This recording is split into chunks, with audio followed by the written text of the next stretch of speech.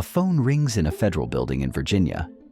On the other end of the line is a man claiming to be interested in joining something called the Brotherhood.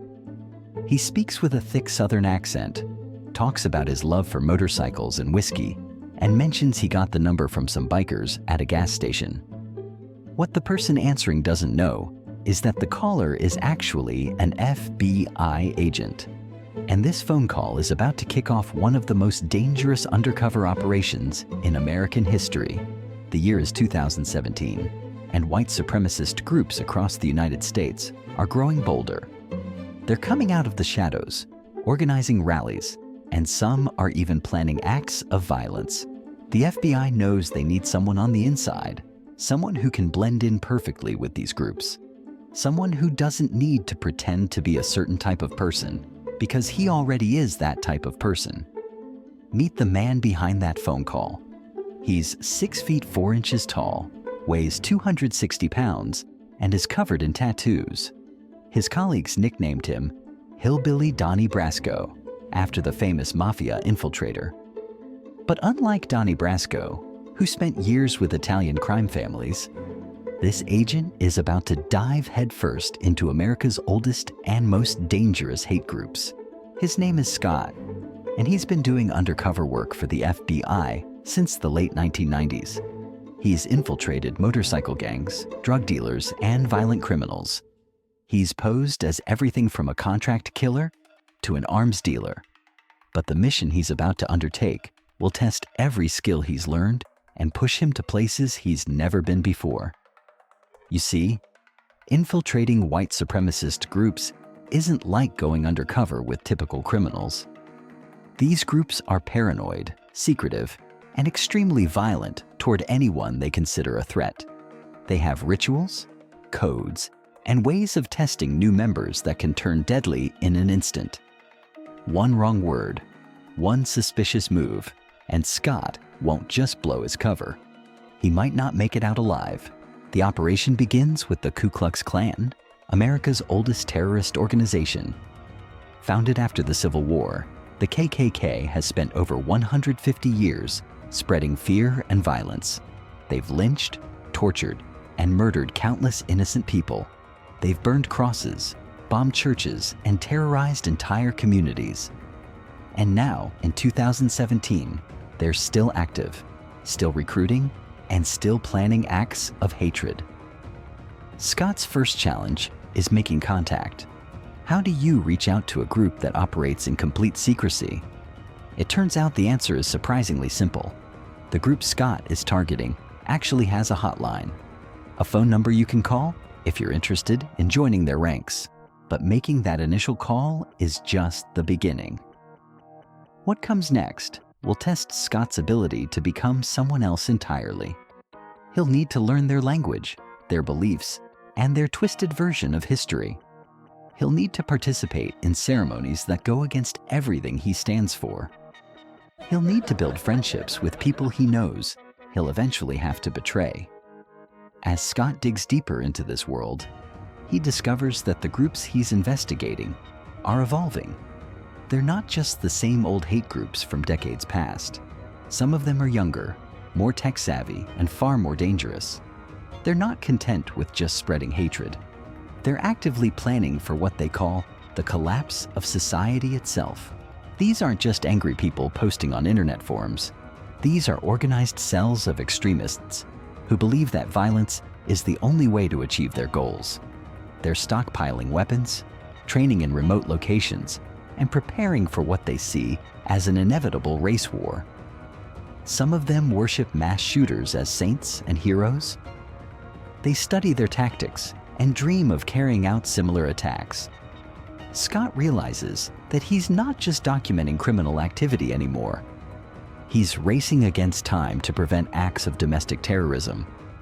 The people he's getting close to aren't just talking about violence. They're actively planning murders, bombings, and attacks designed to cause maximum chaos and destruction. But here's the thing about undercover work that most people don't understand. When you spend months or even years pretending to be someone's friend, those relationships start to feel real. You begin to care about the people you're supposed to be investigating. You share meals with them, laugh at their jokes, and hear about their families and their problems. And then you have to remind yourself that these same people are capable of unspeakable acts of violence. Scott is about to learn just how difficult it can be to maintain that balance between building genuine relationships and remembering that his ultimate goal is to put these people behind bars. As Scott's investigation deepens, he discovers that joining these groups isn't as simple as making a phone call and showing up. These organizations have elaborate vetting processes designed to weed out law enforcement, journalists, and anyone else who might threaten their operations. They ask detailed questions about your background, your criminal history, and your commitment to their cause. Scott has to create an entire false identity from scratch.